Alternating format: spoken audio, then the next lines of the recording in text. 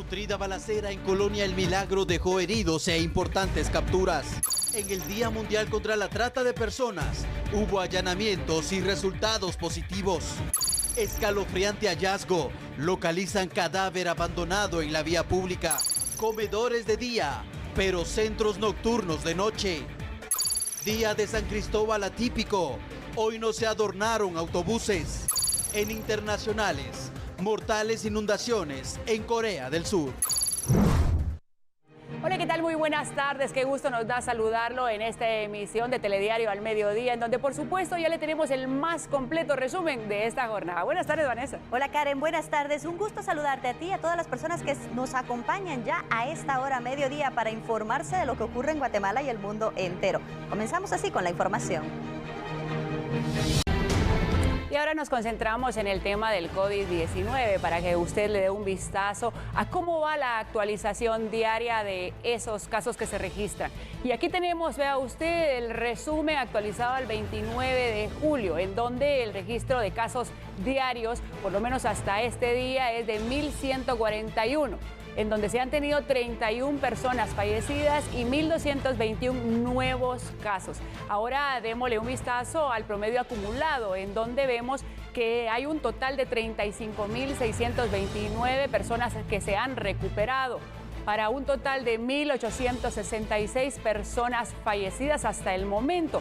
Y aquí los casos activos, que es a los que les tenemos que prestar atención, 11.330 casos activos, para un total general desde que comenzó la pandemia en nuestro país de 48.826 casos que se han dado de COVID-19. Ahí lo tiene, es el resumen actualizado al 29 de julio.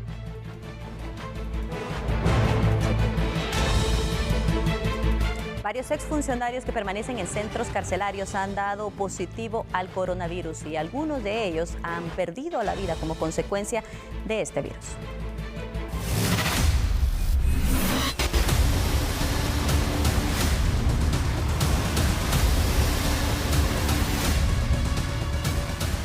El COVID-19 es una enfermedad pandémica. Vino para quedarse.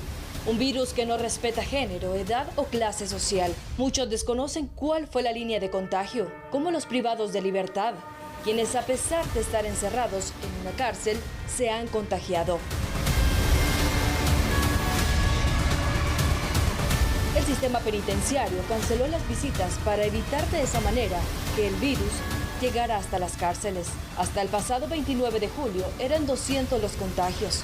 Y la pregunta que todos hacen, ¿cómo llegó el virus? Respuesta que probablemente nunca será resuelta. Lo que sí es cierto es que varios han fallecido, entre ellos 2 exfuncionarios. Jorge Villavicencio, exministro de Salud, fue diagnosticado con el virus el 10 de julio de manera oficial. Días después presentó problemas respiratorios y 10 días más tarde falleció. Él guardaba prisión en la base militar Mariscal Zavala por un caso de corrupción. Edgar Josué Gustavo Camargo, exdirector del sistema penitenciario, también perdió la batalla. El exfuncionario dio positivo al hisopado el 13 de julio. Días más tarde, murió por las complicaciones que habría provocado el virus. Él cumplía una sentencia luego de comprobarse que era integrante de una estructura que operaba en las cárceles del país, las cuales tenía a su cargo oficialmente. Otro caso que atrae la atención pública es el de Roberto Barreda, quien permanece en el Hospital General San Juan de Dios. Recientemente, el abogado presentó una solicitud para trasladarlo a un centro asistencial privado. Su cuadro es reservado. Barreda guarda prisión en Mariscal Zavala por ser el principal sospechoso de la desaparición o posible muerte de su esposa Cristina Siacabiza, un hecho que ocurrió en el 2011. Hasta el momento, la justicia no ha logrado determinar cuál fue su paradero. Según los registros del sistema penitenciario, en 13 de las 21 cárceles que funcionan actualmente en Guatemala, el COVID-19 está presente. Otros funcionarios con COVID-19 son el exalcalde de Chinautla, Arnoldo Medrano, señalado de integrar una estructura de corrupción. Dentro de los reos trasladados también se encuentra Francisco Pop, exalcalde de Lanquín, Alta Verapaz. El exdiputado Julio Juárez, señalado del asesinato de 2 periodistas. Otro de los privados de libertad que fue trasladado, el exmilitar Gilberto Jordán, quien fue condenado por el caso 2Rs, y Camerino Rodríguez Escobar, alias Don Came, acusado de narcotráfico y quien tiene una orden de extradición hacia Estados Unidos. Estos privados de libertad fueron diagnosticados luego que se realizaron 35 hisopados en Mariscal Zavala. De estos se confirmaron 22 positivos a COVID-19.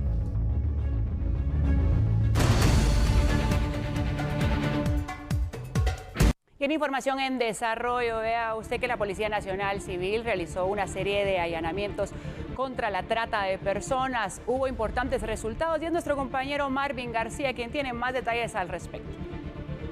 Dándole seguimiento sobre los allanamientos realizados por la Policía Nacional Civil y fiscales del Ministerio Público en Suchitepeques y Retaluleu. Esto en contra de criminales que se dedican a cometer el delito de trata de personas. Me encuentro con el portavoz de la Policía Nacional Civil, Edwin Monroy, para que nos pueda indicar sobre los resultados de estos allanamientos. Gracias, muy buenas tardes, Marvin García. Efectivamente, Policía Nacional Civil, como habíamos indicado en horas de la mañana, en coordinación con el Ministerio Público, hoy en conmemoración al Día Mundial contra la Trata de las Personas y siguiendo con el trabajo que realizan nuestros agentes, con el firme compromiso de velar por desarticular estas bandas que se dedican a causar daño a hombres, mujeres, niños, niñas. Hoy Policía Nacional Civil reafirma ese compromiso y en coordinación con el Ministerio Público pues se llevan a cabo diligencias judiciales en el departamento de Suchitepeques y Retaluleu, pero como habíamos informado en la mañana precisamente ya se reportaba una captura. A esta hora ya suman 3 las personas capturadas. Ellas son Juana Chocofre Velázquez, de 49 años, su hija es Breni Gisela Velázquez Chocó, de 27, y Lidia Cecilia López Ramos, de 40 años. Ellas 3 están sindicadas del delito de trata de personas según la orden de aprehensión emitida por el Juzgado de Primera Instancia Penal, Narcoactividad y Delitos contra el Ambiente del Departamento de Guatemala. Estas personas y esta orden con fecha 28 de julio del presente año. Estas personas seleccionaban a niñas, adolescentes menores precisamente, y pues las inmiscuían en el mundo de la prostitución. Ellas cobraban por el dinero, cobraban por tener a estas niñas en cuanto al acercamiento con personas adultas, con hombres específicamente. Nuestros agentes le dan seguimiento a esto en coordinación con el Ministerio Público, luego de la investigación realizada y las pruebas pertinentes presentadas. Hoy son puestas a disposición, se tramita la orden de allanamiento, orden de aprehensión y son consignadas al juzgado correspondiente, licenciado Marvin. Muchas gracias a Edwin Monroy. Ya escucharon ustedes, amigos televidentes, importante la investigación de los agentes, esto porque le dieron seguimiento a este tema de trata de personas menores de edad, pero ahora ya están en manos de la justicia y tendrán que resolver su situación legal ante un tribunal. Es la información que yo tengo sobre los resultados de estos allanamientos. En el mismo contexto, las cifras a nivel mundial sobre víctimas de trata son escalofriantes. Según datos de la Oficina de Naciones Unidas contra la Droga y el Delito, 2.5 millones de personas en el mundo son víctimas de trata. ¿Pero qué es trata? Es considerada como la esclavitud moderna y en términos sencillos es la compra-venta de personas. En el artículo 202 del Código Penal en Guatemala se establece que se constituye el delito de trata de personas la captación, transporte, traslado, retención, acogida o recepción de una o más personas con fines de explotación. Si bien es cierto, la modalidad que más se conoce es la explotación sexual, hay otros tipos de trata, como por ejemplo la explotación laboral, la mendicidad, cualquier forma de esclavitud, servidumbre, venta de personas, extracción y tráfico de órganos y tejidos humanos, la adopción irregular, y en países donde hay bastante inseguridad es común el reclutamiento de menores para grupos delictivos. La mitad de las víctimas son menores de edad y también se establece que por cada persona que ha sido víctima de trata identificada hay 20 más sin identificar, y principalmente las víctimas son mujeres representando el 49%, el 23% son niñas, 21% hombres y 7% niños, y estas son cifras que se comparten en el mundo, pero veremos también que hay países que son de origen, de tránsito y destino. En total, el mundo está involucrado en la trata de personas. Vemos que en Latinoamérica, en Norteamérica, Centroamérica y Sudamérica específicamente, la explotación sexual es más común, pero también en el oeste de Europa, parte del centro y también en el sur de Asia. Pero la mendicidad es más común en el norte de África y el trabajo forzado se da más que todo en el Medio Oriente, en el este, oeste y el sur de África, parte del sur de Asia, y es así como se está desarrollando la trata de personas y está prácticamente en todo el mundo. Ya según autoridades de la SBET y el Ministerio Público, más de 129 denuncias se han recibido en relación a este tema. Y por supuesto, hoy en el Día Mundial contra la Trata de Personas, lo importante es que denuncie si en dado caso usted conoce de este tema, pero este es el contexto que se da en el mundo. Cambiamos ahora de tema y es que los connacionales que fueron deportados de Estados Unidos y fueron trasladados al albergue ubicado en la zona 13, pues ya han cumplido su cuarentena y han recibido los resultados negativos de sus pruebas para COVID-19. Así que este jueves ya estarán abandonando el recinto. Las autoridades de salud pública les entregaron el respectivo certificado médico, en el que consta que no padecen la enfermedad. Según información del Instituto Nacional de Migración, de abril a la fecha, se han albergado en distintos centros del país a 3.902 guatemaltecos deportados.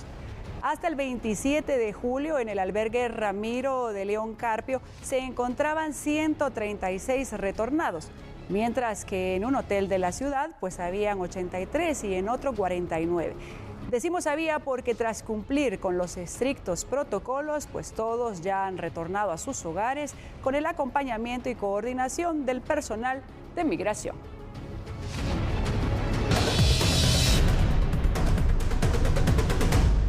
Comedores de día y centros nocturnos de noche, en donde se han realizado fiestas clandestinas. Conozca los detalles cuando regresemos de este enlace con nuestros anunciantes. Quédese con Telediario, ya volvemos. En la ruta al Atlántico sobre el kilómetro 61.5 ocurrió un incidente el cual se le atribuye a las lluvias de los últimos días. Esto es en jurisdicción del municipio de Sanarate, El Progreso. Se registró un deslave en donde trabaja maquinaria pesada para despejar un carril obstruido con dirección a la capital. Según los reportes, esto se habría generado por las lluvias de los días recientes y no descartan que en el lugar se registren nuevos derrumbes, pues aún hay saturación de agua en los suelos. Por esa razón, las autoridades de Conred recomiendan precaución a quienes viajan por la ruta, por la maquinaria que permanece sobre la vía principal y por nuevos desastres naturales que podrían registrarse.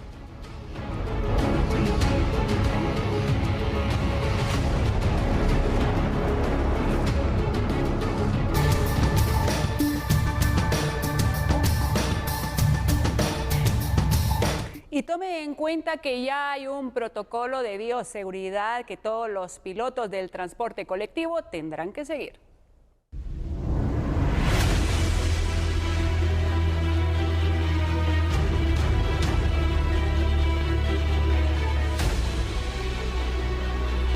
A 4 meses de la suspensión del servicio del transporte público urbano y extraurbano, la Dirección General del Transporte del Ministerio de Comunicaciones socializó el protocolo de bioseguridad que deberán implementar transportistas para poder volver a prestar el servicio. El documento presentado consta de 11 artículos en los cuales se describen los procedimientos que pilotos, ayudantes y pasajeros deben cumplir. En todos los casos y de manera universal, los involucrados están obligados a portar mascarilla y desinfectarse las manos antes de abordar las unidades colectivas. Los pilotos al inicio de la jornada estarán obligados también a registrar en una bitácora todos los procesos de desinfección y limpieza dentro de las unidades. Dicho proceso debe realizarse al inicio y al final de cada viaje. Entre las disposiciones que se deben cumplir está la planificación e implementación de rutas directas, es decir, evitar que los autobuses se detengan durante el trayecto. En este proceso se deben identificar lugares de abordaje y descenso de pasajeros. En el protocolo se establece además la prohibición de la venta y consumo de alimentos dentro de la unidad. Únicamente se podrá consumir bebidas hidratantes. En tanto a las paradas de autobús, se debe evitar a toda costa las aglomeraciones en las mismas. Usted ya lo sabe, en este tiempo las fiestas están prohibidas. Sin embargo, muchas personas para realizarlas incluso, vea usted, disfrazan los comercios. Vea esto. Hay un grupo de guatemaltecos que recorrió más de 277 kilómetros para participar en fiestas clandestinas. Sobre la 9ª Avenida, desde la 18 hasta la 15 calle de la zona 1, usted va a encontrar varios comedores, tiendas y tortillerías. Pero en este tiempo de confinamiento, algunos los han disfrazado. Por ejemplo, este local, con el numeral 16-19, de manera habitual es un comedor. Pero en tiempo de toque de queda, es modificado para realizar fiestas clandestinas. En un lapso de 4 días, 17 personas han sido capturadas. Solo el fin de semana fueron detenidas Aura Caunalchi, de 25 años, Wendy Calvo Soc, de 42, Leona Cascaal, de 30 años, Vilma Chon, de 23, Jairo Pop, de 30, Juan Chub, de 38 años, Carlos Koch, de 38 años, David Morente, de 36, Alfredo Kuj, de 35, Víctor Chub Tuil, de 38 años, Eugenio Actepop, de 33, y Manuel Calná, de 40 años. Fueron procesados por estar bajo efectos de ebriedad y escandalizando en la vía pública. 2 mujeres buscaban terminar la pelea con la muerte de una de ellas.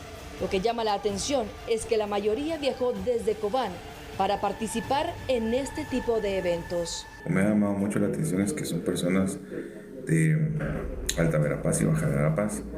En ese sentido, pues son personas que han venido del interior de la República para venir a Guatemala a poder trabajar.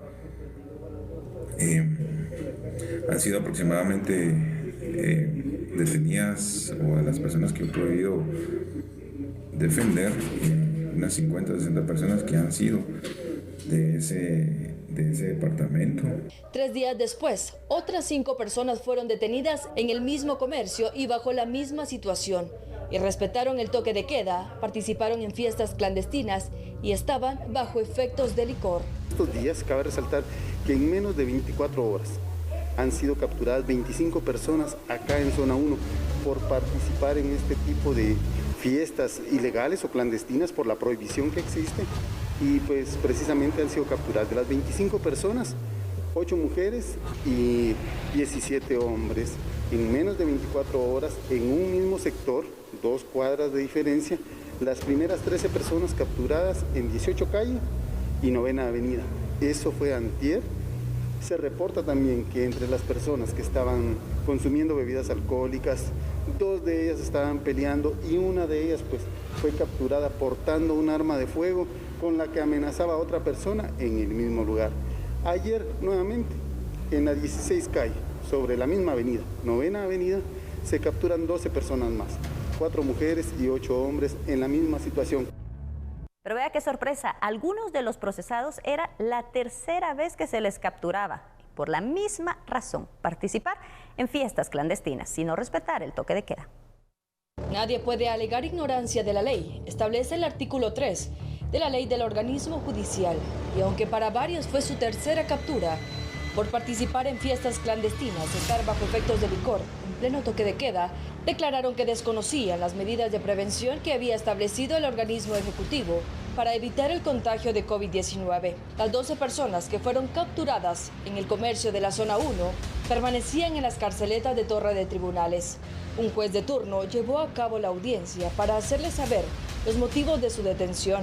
De los 12, 9 recibieron una sanción económica de 1,000 quetzales y los otros 3 deben pagar 2,000 por ser reincidentes, término que le dan a un procesado por volver a cometer la misma falta. Me ha llamado mucho la atención es que son personas de Alta Verapaz y Baja Verapaz. En ese sentido, pues son personas que han venido del interior de la República para venir a Guatemala. Han sido aproximadamente detenidas, o de las personas que he podido defender, unas 50 o 60 personas que han sido de ese departamento. Varios de ellos permanecerán 30 días en prisión porque designaron un presupuesto para el viaje, pero no para la fianza. En cuanto a los otros indicados, toda vez que existe una prueba de alcoholemia en la cual manifiestan que se negaron a realizar dicha prueba, no puede inferir esta juzgadora que efectivamente estaban bajo efectos de licor. Hay una declaración de los agentes captores que indica que cómo fue que los detuvieron, sin embargo, no se establece claramente ya que ellos no se encuentran presentes. Es necesario que ellos declaren para que establezcan qué fue o en qué momento los detienen a ustedes. Atendiendo a eso, entonces se va a convocar a un juicio oral y público a los otros tres, ¿verdad?, sindicados para que puedan solventar su situación jurídica.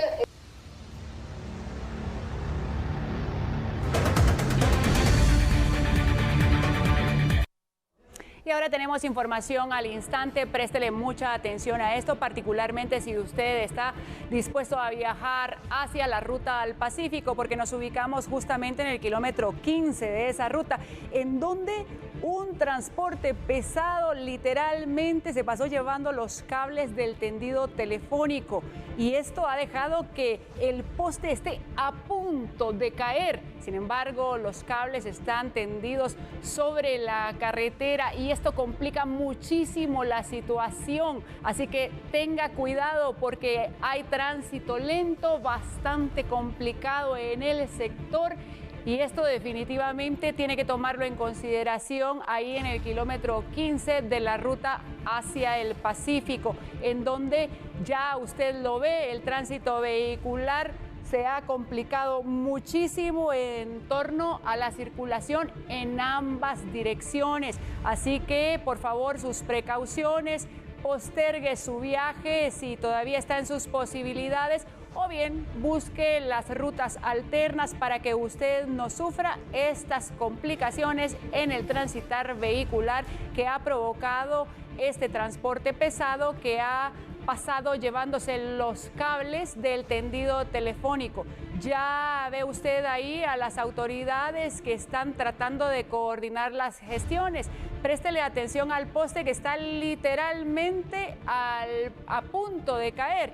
Hay que tomar en consideración que en esta ruta al Pacífico podría afectar lo que está ocurriendo en el kilómetro 15 también el ingreso o egreso de la ciudad capital ahí por la Aguilar Batres. Así que tome en cuenta que esta ruta también va a estar bastante complicada. Lo que se recomienda probablemente es tomar la ruta del desvío a San Cristóbal. Sin embargo, tome sus precauciones porque la situación está bastante complicada en el lugar. Ahí tiene usted las imágenes a la vista para que lo evidencie lo que está ocurriendo en la ruta al Pacífico en el kilómetro 15. Es momento de hacer una breve pausa. Quédese con nosotros porque volvemos con más noticias en breve.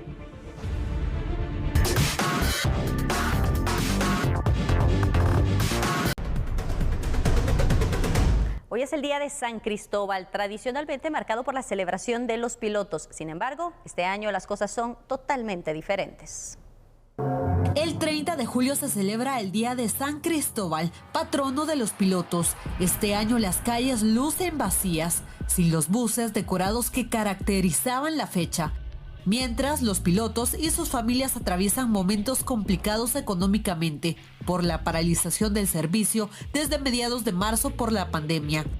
Mientras algunos critican la reactivación del transporte colectivo, quienes viven de él suplican que se active en su totalidad para llevarle un sustento a su familia y pagar las deudas adquiridas las últimas semanas. El estudio de mis hijos es por forma virtual, hay que tener dinero para el internet. ¿Y de dónde sale eso? ¿De dónde puede costearlo uno? Entonces, nosotros sinceramente estamos urgidos que reanuden el servicio urbano para nosotros poder mantener nuestras familias, porque nosotros somos las personas que llevamos el sustento a nuestros hogares. Hablo nosotros porque no solo yo estoy afectado, sino que son todos mis compañeros. Este piloto y sus compañeros han tenido que ingeniarse cómo sobrevivir los últimos 4 meses. En algunos casos optaron por trabajar como pilotos de mototaxis, taxis y otro tipo de transporte. Quienes no tuvieron la misma suerte optaron por dedicarse a la venta de productos en las calles con tal de sobrevivir. En la parroquia de San Cristóbal, por la mínima cantidad de autobuses en circulación, el párroco bendijo a algunos automovilistas que se acercaron a la iglesia. Pero aunque el templo haya estado cerrado todo este tiempo, la iglesia ha seguido abierta en el corazón de todos los bautizados, que eso es lo que lo constituye y le da sentido. Y sabemos que sí, todo ha sido diferente, sin embargo, pues intentando retomar un poquito con todas las medidas del caso. Quizás la palabra clave tiene que ver con el transporte y la transportación. ¿Qué sucedía? El trabajo, la vocación de San Cristóbal, un hombre corpulento, grande, consistía en ayudar a cruzar la gente en un río de un lado hacia el otro. Como vemos acá en la imagen que tenemos al fondo, pues lleva al niño en los hombros. En un determinado momento, pues eso es lo que hace y él siente que ese niño le pesa un montón. Claro, va cargando a aquel que ha sido también creador del mundo, que es Dios. Por eso el niñito también tiene un mundo ahí en la mano. Y eso es lo que significa. Entonces, en ese